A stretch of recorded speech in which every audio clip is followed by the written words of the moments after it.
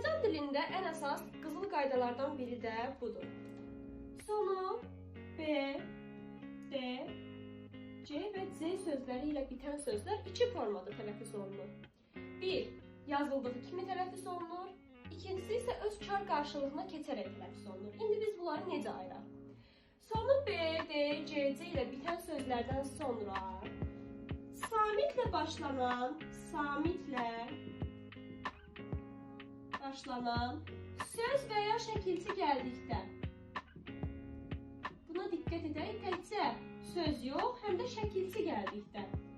Bu zaman B P-yə, D T-yə, C Ç-yə, C də C-yə keçir. Nümunəyə diqqət yetirək. Məsələn, kitab sözü. Bunu başqa markerlə necəm daha yaxşı görəsiniz deyə.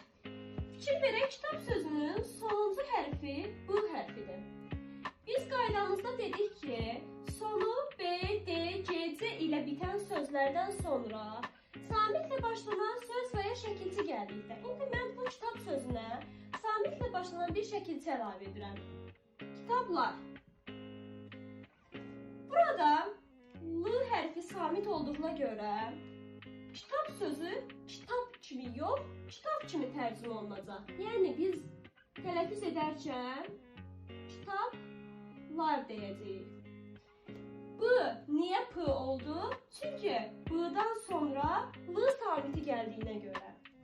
Bu bizim birinci qaydamız. İkinci qaydamıza görə əgər sonu B, D, C, C ilə bitən sözlərdən sonra boşluq gələrsə, yəni heç bir söz gəlməzsə, bu zamanda birinci qaydaya əməl edirik. Yəni B olur P, D olur T,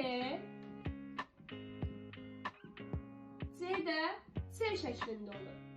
Məsələn, yazıram kitab. Baxın, kitab sözündən sonra heç bir şey gəlməyib, yəni müəyyən bir boşluq var. Bu zaman biz nə edirik? Burada bunu kitab kimi yox, kitab şəklində tələffüz edirik.